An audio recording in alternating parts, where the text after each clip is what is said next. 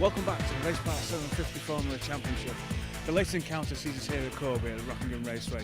We've already seen some thrilling action so far this season, but it's Bill Cowley in his Cowley Mark IV who is currently leading the championship.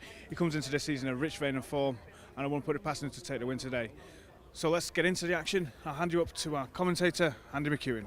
Thanks, Anthony. Here's how they line up then. Peter Bove and Bill Cowley on the front row, ahead of Mark Glover and Ed Pither. Then Andrew Kemp and Bob Simpson, from Chris Goff and Graham Rice. Dan Welsh and Bill Rutter round out the top 10. Then it's Rod Hill and Martin Kemp, Thomas Driscoll and James Jeffrey.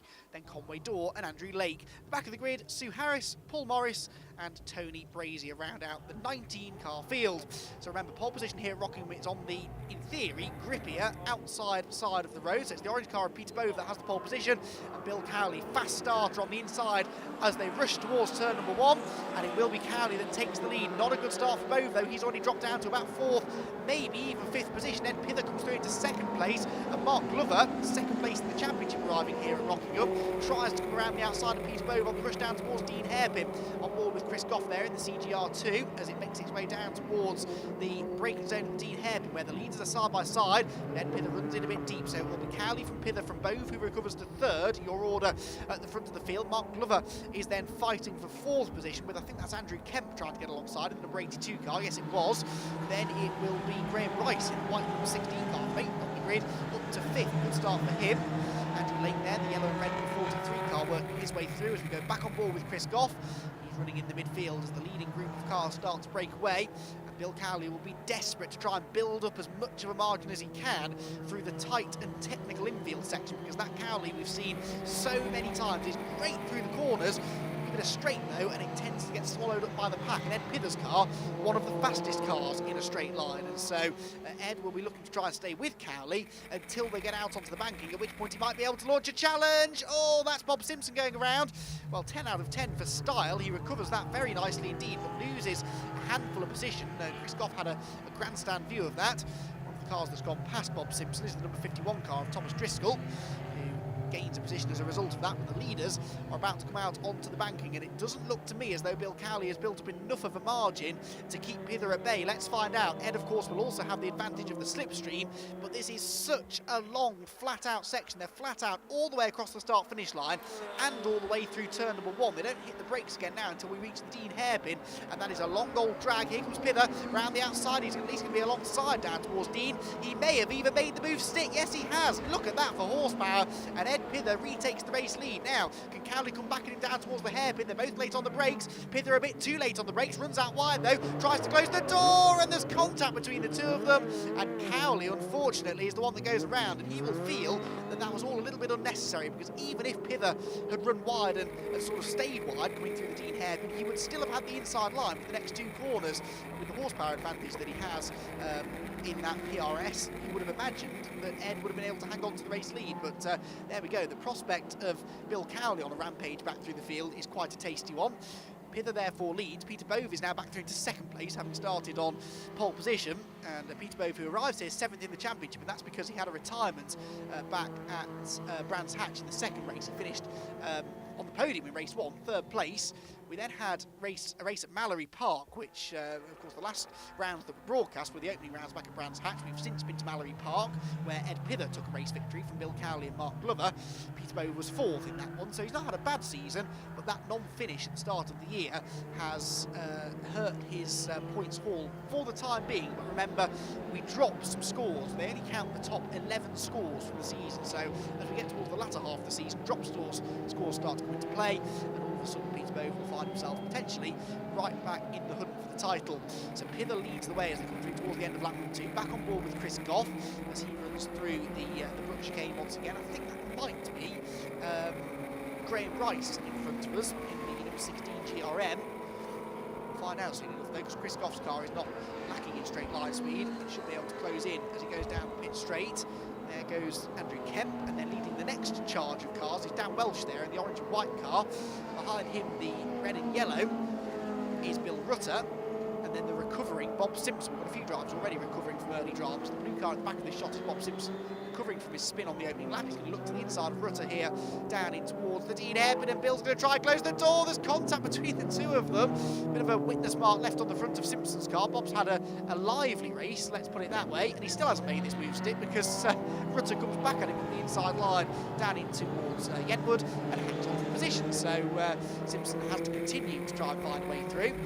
Back on board with Chris Goff now in the CGR2, working his way down in towards the double apex left-hander at Kirby. We're on the longest layout of circuit here at Rockingham, the International Super Sports Car long layout, and we get this extra little loop down at the bottom of the circuit, which doesn't necessarily give an extra overtaking opportunity, but if you don't get a good exit from Kirby, you've got an even longer run up towards the next left-hander at Gracelands, which is where we're heading now in this fight between Bill Rutter and Bob Simpson, as they both chase down Dan Welsh, who appears to be coming under increasing pressure here from Rutter, who's going to the outside down towards the Tarzan hairpin. This is arguably one of the best overtaking opportunities on the circuit.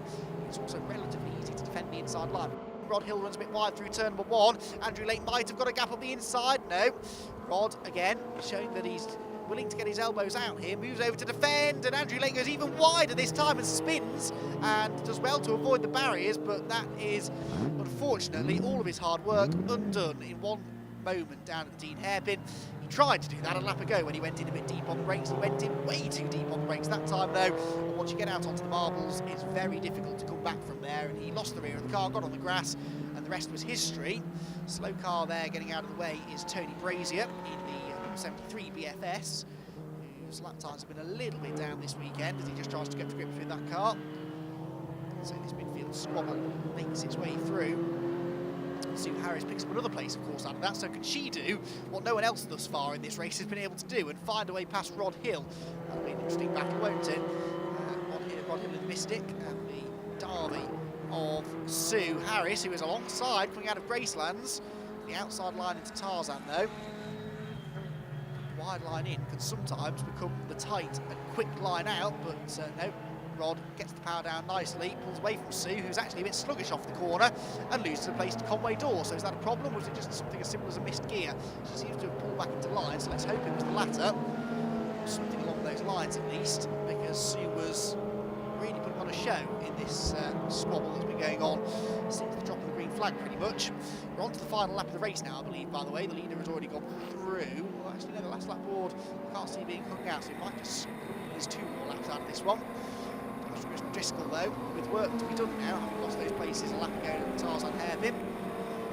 Chase now Sue Harris as they turn back through the flat-out left-hander at turn 1. Sue is taking a very tight line there, down in towards the Dean hairpin, considering she's got no one around, really. In front of her, though, Conway Door is now the latest man to try and find a way past Rod Hill. Meanwhile, this battle is still raging. The walking wounded Dan Welsh is still keeping Bill Rutter at bay, but Bill might have just got up the inside here, coming out of Kirby, and I think he'll be able to take that place as they're going towards Gracelands. Back with Chris Goff, who's running just ahead of that group. He's now on his own, of course, after the demise of Graham Rice. And behind, though, they're still side by side, and this time Rutter is on the right-hand side of the road somehow. Almost leans on Welsh there as they go into the Tarzan hairpin. He then almost gets into the back of him. It's probably the lack of rear wing meaning that he just misjudged his braking distance there into the hairpin, but he comes straight back at him again on the exit of the corner. We've seen some thrilling racing already this season in the Raceparts 750 Formula Championship, and whilst at the front of the field, Ed Pither has built up a comfortable margin over Peter Bove. The midfield battling has been incredibly intense, and Bill Rutter does indeed go through, finally, finds a way past Daniel Welsh, and now Bob Simpson will try to do the same. This time around, the last lap board does appear to be being held out, so they've completed the 13 minutes, and now they get their 1 extra lap. There is confirmation that this is the final lap, and Bill Rutter has finally managed to break through the defences of Daniel Welsh. Can Bob Simpson now do the same? He's actually a bit quicker in a straight line, it would seem, than the car in front, but that car in front is going to defend the inside line all the way down towards the Dean hairpin. There goes Rutter. What's going on behind? Side by side, are they? Not quite. Defensive line in. Has Welsh run wide on the exit? No, not really, so Simpson still can't get through. Puts the left-hand side down towards Yenwood. At the front of the field, though, the checkered flag is out for Ed Pither, who comes across the start-finish line to win the 4th round of the Raceparts 750 Formula Championship. Second place will go the way of Peter Bove. This battling, though, still going on further back, and Bill Rutter is managing just about to pull away from Welsh and Simpson behind. Can Welsh hang on from Bob Simpson? That now becomes the question. Back up towards Graceland as they go. They're more than half a lap behind the leaders, who will be almost back to the pit lane by the time this got gets to the end, but this has been by far the more entertaining battle. Chris Goff actually had Rutter found a way past Welsh a few laps earlier. There's a chance that he could have caught Chris Goff actually, because he's not only pulling away from those cars but seems to be catching Chris in front. With Thomas Driscoll meanwhile, who's still got Sue Harris to play with. Sue defending nicely for the time being, but can she do so for another half a lap and hold on to the position to the flag? So Bill Rutter is going to come through, by the looks of it, in 10th position. Ahead, so Graham Rice, sorry, beg your pardon, talking absolute rubbish. Bill Rutter's going to come through in his 6th place, I beg your pardon. And Dan Welsh will be 7th, and 8th place for Bob Simpson. So that's how that one settles out. Here's confirmation of the results. So Pither from Bove from Cowley, your top 3. Bill Cowley did get back ahead of Mark Glover, which is significant for the championship. He finishes 4th, with Chris Goff 5th, then Bill Rutter, Dan Welsh, Bob Simpson, Conway Dorr and Rod Hill rounding out the top 10. Then it's Sue Harris, Thomas Driscoll, Paul Morris, James Jeffrey, Andrew Lake, Martin Kemp and Tony Brazier. The 2 retirements, Graham Rice and Andrew Kemp. Well, we've had a difficult day. We only did 3 laps in qualifying this morning, so we were lucky to be up as far as 4th. We unfortunately shared a drive shaft. So to get a great start, had 2 or 3 really good laps with Bill. Unfortunately, tagged me and dropped out a bit, which gave me a bit of space, but couldn't have gone better really. Peter, firstly, congratulations on the 2nd place. It could have gone out of the way, that really. Yeah, Ed's got a little bit of extra speed than I have. I'm still as fast as faster than I've ever been around here. I think I was probably under the old lap record as well. So the pace is there. I just need to tune the car a bit. This is only the 3rd race meeting with it, so I'm still getting used to it again. Bill, I pipped you for the win before the race. You were nearly there. It was a late lunge, but that's racing. Oh, definitely it's racing. And to be fair, I know always knew Ed was going to be the man to beat, because it's just the straight line speed of that car. I'd love to know what they're doing, because we'd like some of that. But we just can't live with him on the straights, unfortunately, which is a bit frustrating. You do all the hard work catching him up through the twiggly bits and you lose it all on the straight. But it's racing, I guess, at the end of the day.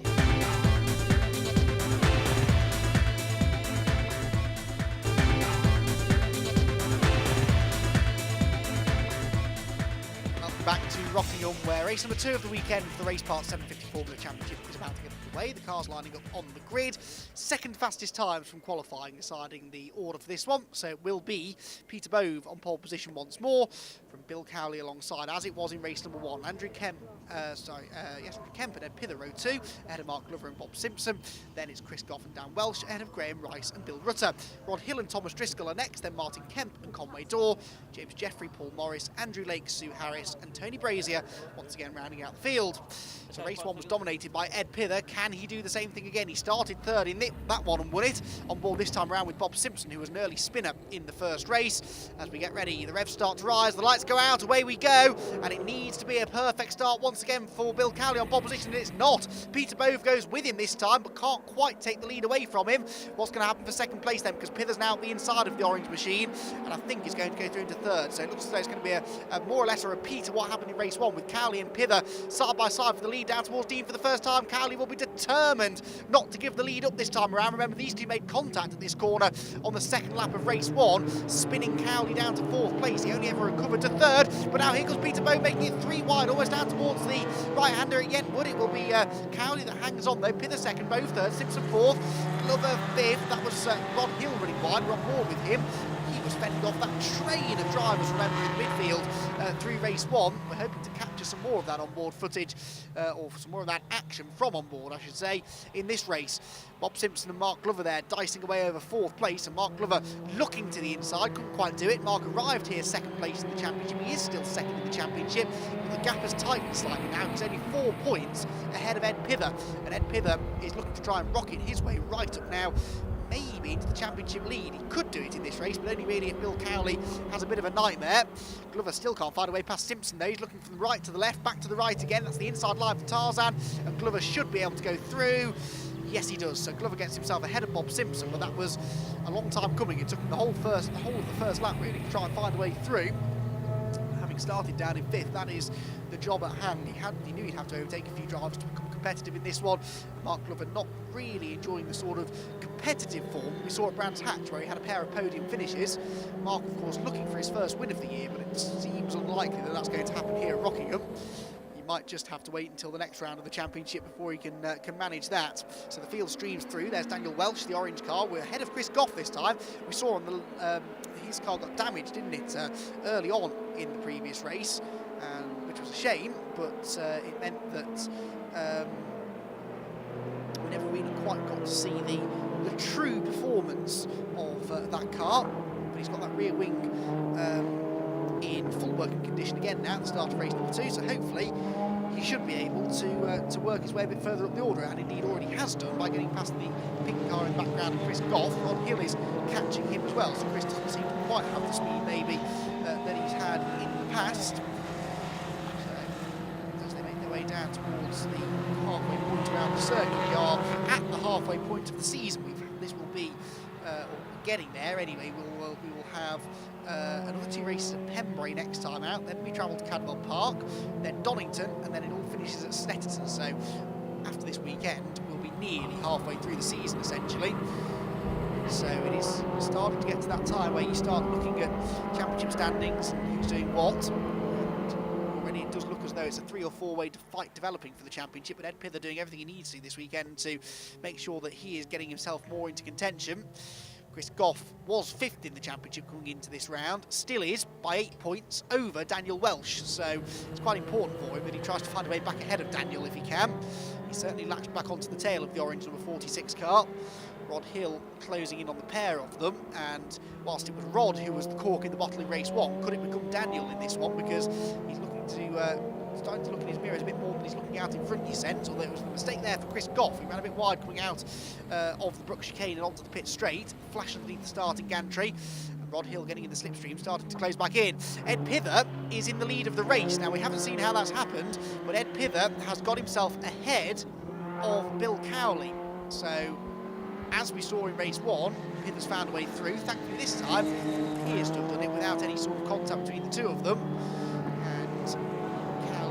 Hard pushed, I think, to keep up with the rate at which Ed's been going this weekend. Ed set the fastest lap in the previous race, 1:36.41, which was a new lap record around this layout of the Rockingham circuit, the International Supersports Car Long circuit, and that is scorching pace set by Ed. You don't necessarily expect the pace to be quite as hot today because the temperatures are, ironically, a little bit hotter than they were yesterday, and you think sometimes that the warmer the temperature, the grippier the circuit would be. That's not actually the case. Really, ideally, they want temperatures in sort of the low teens at the highest and overcast skies, because the lower the ambient temperature is, the more efficiently the engines run, and the lower the track temperature is to a point, the grippier it is. Of course, if it gets really cold, then you can't get any heat into the tyres, that's not good, but today it is just that little bit warmer, which is great news for the spectators trackside, not such good news for the drivers trying to set quick lap times in their cars. There goes Bill Cowley, and he will be looking forward to Pembrey next time out, because that is a circuit that should hopefully suit that car an awful lot better than Rockingham does. Has to be said, he's sticking with Pither though a little bit better this time around than he did in race 1. We'll see whether he can come back at him, maybe if Ed comes across some traffic as we get into the second half of the race. Plenty of traffic for Rod Hill, who's still chasing down this Daniel Welsh and Chris Goff squabble that's going on in front of him. Making their way back onto the pit straight, and yet we've got a queue forming now, haven't we? Because Thomas Driscoll and Bill Rutter are closing in. Rod Hill started behind both of them on the grid, and he's really made some good progress in the opening few laps of the race. He's easily flat out. Most cars, to be honest, with the banking to help you. Side by side in front of him, though. And a change of position is there. Oh, big lock up there, and Goff has gone through. That was a back marker, actually, I think, that he was trying to get past, and the back marker making it rather more difficult for him than Chris would have liked. Here's a nice battle going on a bit further down the order. Martin Kemp, the number 42 car, who we haven't really seen much of this weekend. And who's that he's battling away with, dropping down towards the Dean Hairpin? It's the number 12 car, which is Conway Dorr. Conway with a wide line in towards the Dean Hairpin, tries to cut back to a late apex, gets alongside, but this is now the outside line. And he's not able, it would seem, to get the switchback manoeuvre on the exit of the corner. That car that Conway Door is racing was raced previously in this championship by Anthony Rain from 1993 to 2008. It won the championship, in fact, during that era. And so it's a car that has championship winning pedigree, but of course things have moved on slightly since then. Andrew Lake in behind him, started down in 17th in this one. We've got side by side in front of him was Conway Door. He's up the inside of Martin Kemp, who tries to close the door. He's on the wrong side of the road though, really. That's the dirty side of the road, but it gives him the inside for Tarzan. Andrew Lake wants a piece of this too. And if Conway Door gets hung out to dry, Andrew could nip up the inside. No, Conway gets over to defend the line. And wondered where Martin Kemp had gone then. He was taking a very, very agricultural line out of the Tarzan hairpin. It's not a quick one though, and so Door gets alongside and then slows. Conway Door all of a sudden slows going down the school straight, and that looks like a problem. And we may well see that car dive into the pit lane at the end of this lap, because Conway Door really lost some ground there to Kemp and Lake, and yeah, he's gone. He's disappeared into the pit lane, so that's a shame for Conway. And the 50-year-old from Cambridge will not reach the end of this race, unfortunately. So that leaves just Lake and Kemp to debate this position now. It is 11th place that they are squabbling over. And Andrew Lake not really close enough there to put Kemp, excuse me, under too much pressure into the Dean hairpin. And so they stay as they were.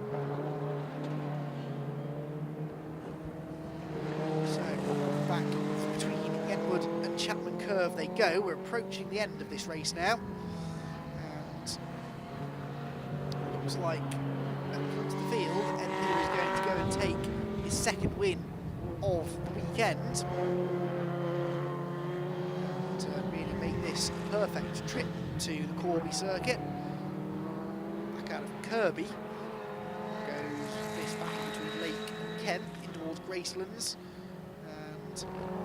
Net with Rod Hill in Mystic, who's had a slightly lonelier race this time than he had in race number 1. He sort of broke out of that midfield tussle a bit earlier on. On the final lap already though is Ed Pither, and Ed is not quite going to take the championship lead with this performance, but he's going to get close with Bill Cowley in second place. It should still be enough for Bill to hang on to the championship lead, but certainly by a reduced margin. And it will not be Mark Glover, who is now breathing down his neck. It will be Ed Pither. By my reckoning, there will be 10 points between them as we go to